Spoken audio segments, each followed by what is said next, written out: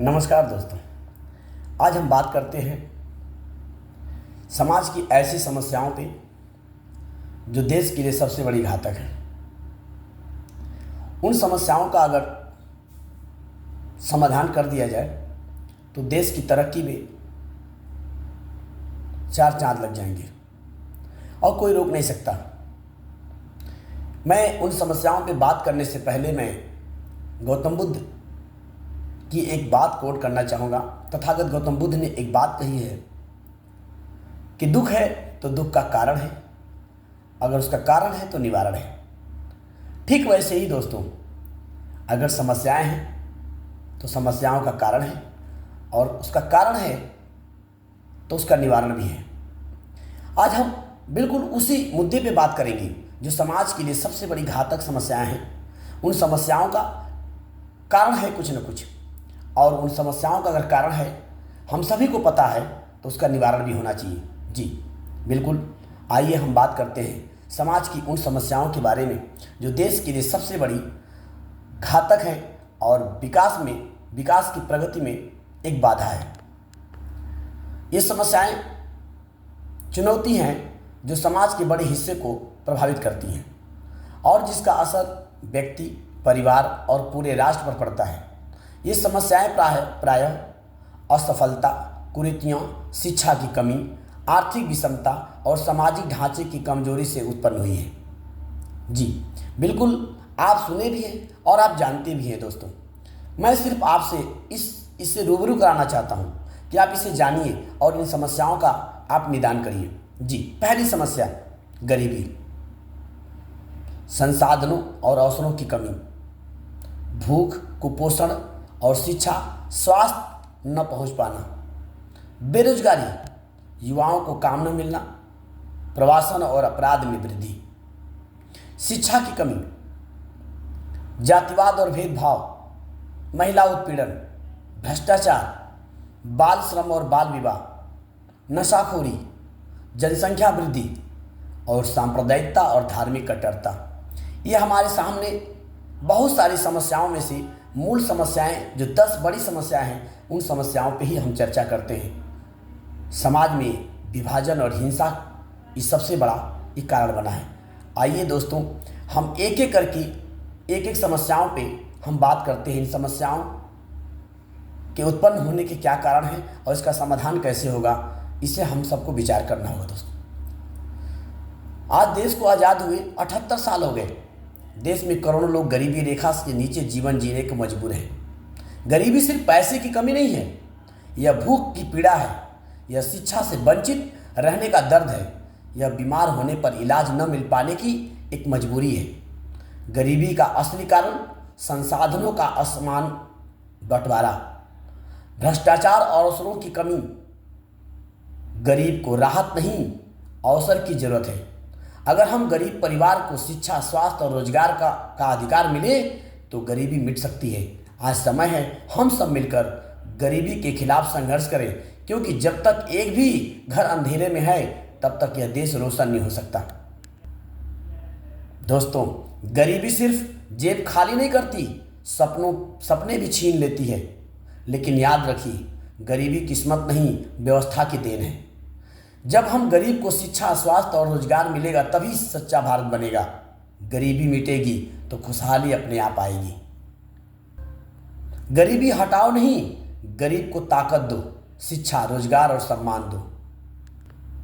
बेरोजगारी, देश का भविष्य कहलाने वाला नौजवान डिग्री लेकर भी नौकरी की तलाश में भटक रहा है।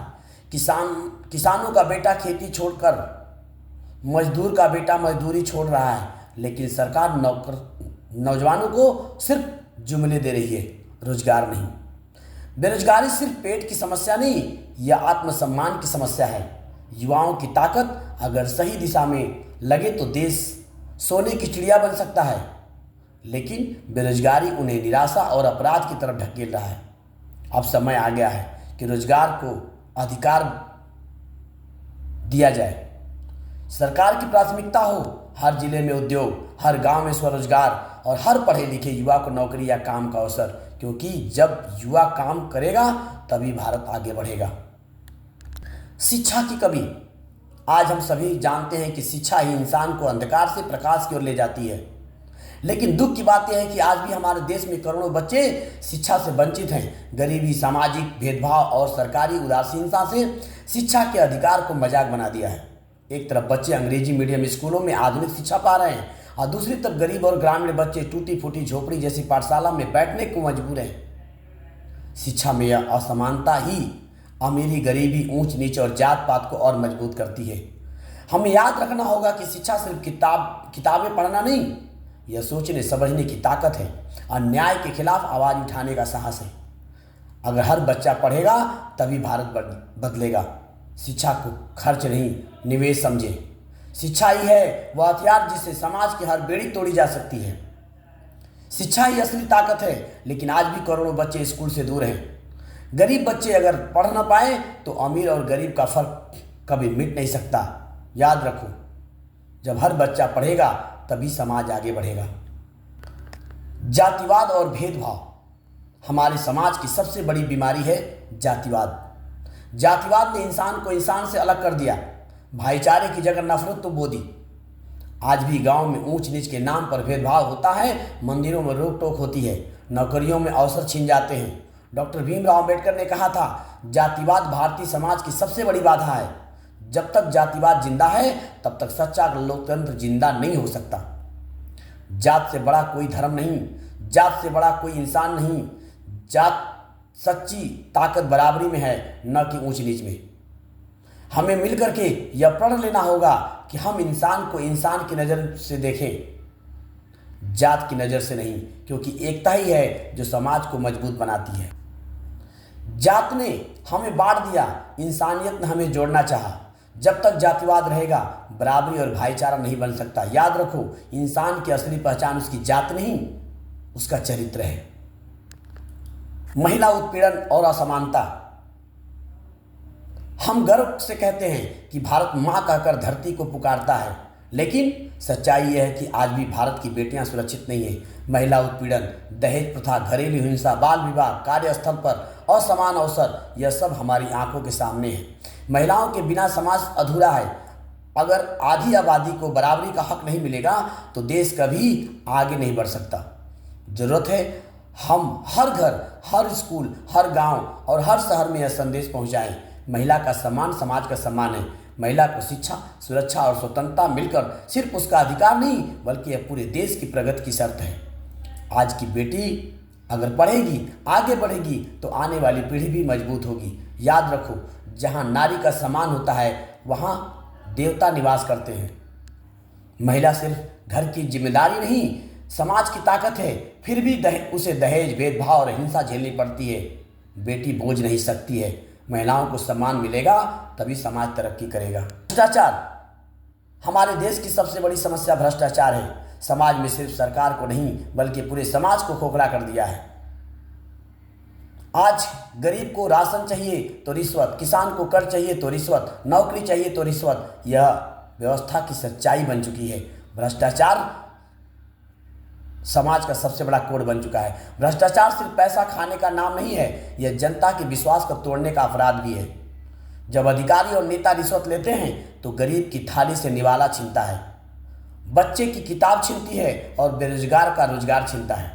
हमें मिलकर यह प्रण लेना होगा कि भ्रष्टाचार को सहन नहीं करेगी। सिस्टम तभी बदलेगा जब जनता ईमानदार और जवाबदेह नेता को चुनेगी। याद रखो, भ्रष्टाचार के खिलाफ आवाज उठाना ही सबसे सच्चा, सबसे बड़ी देशभक्ति का काम है। भ्रष्टाचार ने देश को खोखला कर दिया है। गरीब को उसका हक नहीं मिलता, युवा को नौकरी नहीं मिलती। याद रखो, चुप रहना भ्रष्टाचार की सबसे बड़ी ताकत है। अब आवाज उठाओ, भ्रष्टाचार मिटाओ। बाल श्रम और बाल विवाह, बच्चे भगवान का रूप होते हैं, लेकिन हमारे समाज की विडंबना है कि वही बच्चे कभी ईंट भट्ठों पर काम करते नजर आते हैं तो कभी छोटी उम्र में ब्याह दिए जाते हैं। बाल श्रम बच्चों से उनका बचपन छीन लेता है। जहां बच्चों के हाथों में किताब और खिलौने होने चाहिए वहां औजार और बोझा होता है। यह सिर्फ कानून का उल्लंघन नहीं बल्कि इंसानियत के खिलाफ अपराध है। बाल विवाह बेटियों के सपने को कुचल देता है। कच्ची उम्र में शादी का बोझ न तो शरीर सह सकता है न ही मन। नतीजा शिक्षा अधूरी, जिंदगी अधूरी। या सबको यह समझना होगा कि बच्चों का हक है शिक्षा, खेल और सुरक्षित बचपन। बाल श्रम और बाल विवाह को रोकना सिर्फ सरकार का नहीं, हर नागरिक का कर्तव्य है, क्योंकि जब बच्चे मुस्कुराएंगे तभी देश खिलखिलाएगा। बचपन मजदूरी के लिए नहीं, पढ़ाई और खेल के लिए है। बेटी शादी के लिए नहीं, सपनों को पूरा करने के लिए है। याद रखो, बचपन बचाओ, देश बचाओ। नशाखोरी हमारे समाज की सबसे खतरनाक बीमारी है नशाखोरी। शराब, तंबाकू, सिगरेट और ड्रग्स ने आज न जाने कितने घरों को तबाह कर दिया है। नशे की वजह से परिवार टूट रहे हैं, नौजवान अपनी जिंदगी बर्बाद कर रहे हैं और अपराध बढ़ रहे हैं। नशा सिर्फ शरीर को नहीं, आत्मा को भी मार देता है। युवा जो देश का भविष्य है, जब नशे में डूब जाता है तो उसका भविष्य अंधकारमय हो जाता है। जरूरत है जागरूकता की। माता पिता को चाहिए कि बच्चों को बचपन से ही नशे के खतरे को समझाएं। समाज को चाहिए कि नशे को फैशन नहीं, विनाश समझे, और सरकार को चाहिए कि नशे के कारोबारियों पर सख्त कार्रवाई करे। याद रखो, नशा जीवन नहीं देता, सिर्फ विनाश देता है। अगर देश को बचाना है तो युवाओं को नशे से बचाना होगा। नशा कोई शौक नहीं, मौत का सौदा है। यह परिवार तोड़ता है, सपने मिटाता है। याद रखना, नशा छोड़ो, जीवन जोड़ो। जनसंख्या वृद्धि। भारत दुनिया का सबसे बड़ी आबादी वाला देश बन चुका है। जनसंख्या अगर संसाधनों से ज़्यादा हो जाए तो वह शक्ति नहीं, बोझ बन जाती है। आज जनसंख्या वृद्धि की वजह से बेरोजगारी बढ़ रही है, शिक्षा और स्वास्थ्य पर दबाव है, जमीन कम पड़ रही है और प्रदूषण तेजी से बढ़ रहे हैं। जहां 5 लोगों के लिए अनाज है, वहां 15 भूखे रह जाते हैं। हमें समझना होगा, छोटा परिवार, सुखी परिवार ही समृद्ध समाज की नींव है। जनसंख्या नियंत्रण का मतलब बच्चों से प्यार कम करना नहीं, बल्कि उनके भविष्य को सुरक्षित बनाना है। आज हर बच्चा शिक्षित, स्वस्थ और सक्षम बनेगा, तभी देश आगे बढ़ेगा। याद रखो, संतुलित जनसंख्या ही राष्ट्र शक्ति की पहचान है।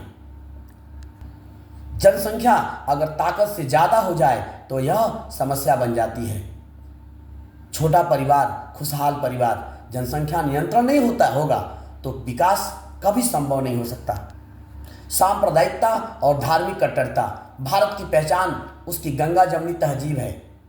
यहाँ अलग अलग धर्म, मजहब और भाषाओं के लोग एक साथ रहते आए हैं, लेकिन अफसोस है कि आज भी राजनीति और समाज में सांप्रदायिकता और धार्मिक कट्टरता जहर घोल रही है। सांप्रदायिकता इंसान को इंसान से अलग करती है, नफरत फैलाती है और देश की एकता को कमजोर करती है। जब धर्म के नाम पर दंगे हुए हैं, सबसे ज़्यादा नुकसान गरीब और आम जनता का हुआ है। धर्म इंसान को जोड़ने के लिए नहीं, तोड़ने के लिए नहीं। धर्म इंसान को जोड़ने के लिए है, तोड़ने के लिए नहीं। राम रहीम, कृष्ण करीम, नानक, ईसा, सब ने इंसानियत का संदेश दिया है। अगर हम धर्म को राजनीति से ऊपर रखें और इंसानियत को सबसे बड़ा धर्म माने, तभी देश मजबूत होगा। याद रखो, हिंदू, मुस्लिम, सिख, ईसाई सब हैं भाई भाई। भारत की ताकत उसकी विविधता है, कमजोरी नहीं। धर्म नफरत नहीं सिखाता, इंसानियत सिखाता है। सांप्रदायिकता ने सिर्फ खून बहाया है, कभी खुशहाली नहीं लाई है। एकता में शक्ति है, नफरत में बर्बादी है। दोस्तों, ये समाज की 10 ऐसी बुराइयां हैं, 10 ऐसी समस्याएं हैं, 10 ऐसी कमियां हैं जिन समस्याओं को आपको समझना होगा। इन समस्याओं को आपको जानना होगा और आप जानते हैं समाज की सबसे बड़ी समस्या है। इसे आप जानते भी हैं, पहचानते भी और उससे रूबरू भी हैं और कहीं ना कहीं उससे आप पीड़ित भी हैं। ये समस्याएं आपके सामने हैं, देश इसीलिए तबाह हो रहा है। इन समस्याओं का निपटारा भी हम ही को करना होगा और कोई नहीं कर सकता है। इसलिए दोस्तों, गेम चेंजर 19 आपको इन समस्याओं से रूबरू इसलिए कराया कि देश तरक्की तभी कर सकता है जब समाज तरक्की करेगा, लोग तरक्की करेंगे, व्यक्ति तरक्की करेगा, तभी हमारा देश तरक्की करेगा। और अगर ये नफरत की नींव रखी गई, समाज में नफरत की बीज बोई गई, तो हमारे और आपके बीच से बोई गई है। दोस्तों, हम तैयार हो इस नफरत को मिटाने के लिए। हम गंगा जमनी तहजीब में रहें, हम एक दूसरे का कोऑपरेट करें। इंसानियत से बढ़कर कुछ भी नहीं है। इसलिए गेम चेंजर 19 इन समस्याओं को आप तक लाने का प्रयास किया है। अगर इस समस्याओं को अगर आप समझते हैं तो इसका समाधान भी आपको ढूंढना होगा। अगर आप मानते हैं कि वास्तव में समस्याएं हैं तो आपको इन समस्याओं का समाधान करना होगा। अगर आप पहचानते हैं कि समस्याएं हैं तो बिल्कुल उसका निवारण आप ढूंढ सकते हैं। जैसे मैंने सबसे पहली बात कहा कि गौतम बुद्ध ने कहा है कि अगर दुख है तो दुख का कारण है, अगर कारण है तो उसका निवारण है। तो समस्याएं हैं तो उन समस्याओं का कोई ना कोई कारण है, और उसका कारण हम सभी को पता करना है, और हम सबको पता है तो उसका निवारण भी हम सभी को पता है और करना है, उसका निवारण करना होगा। दोस्तों, मैं समझता हूँ कि इन समस्याओं से आप भी रूबरू होंगे, आप जानते होंगे आपके क्षेत्र में कौन सी समस्या सबसे बड़ी है, किस समस्या से आप ज़्यादा जूझ रहे हैं, और किस समस्या में कहीं आप समाधान की जगह कहीं आप समस्या बने हुए हैं। तो आप समाधान बनिए, आप समस्या न बनिए। दोस्तों, अगर हमारी बात आप तक पहुंचाने में मैं अगर सफल हूं तो आप हमारा सहयोग करिए, आप हमारे साथ जुड़िए, इन समस्याओं का समाधान करिए, और तभी हमारा देश उज्जवल हमारा देश होगा, हमारा देश प्रगति पे होगा। दोस्तों, मैं चाहूँगा कि मेरे YouTube चैनल गेम चेंजर 19 को आप लाइक करें, शेयर करें, कमेंट करें, कमेंट करके बताएं कि आप किस तरफ, आपके क्षेत्र में, आपके समाज में, आप यहाँ कौन सी ऐसी समस्याएं हैं जिसको आपको जूझना पड़ता है। हम सब मिलकर के उस समस्याओं का समाधान करेंगे। जय हिंद।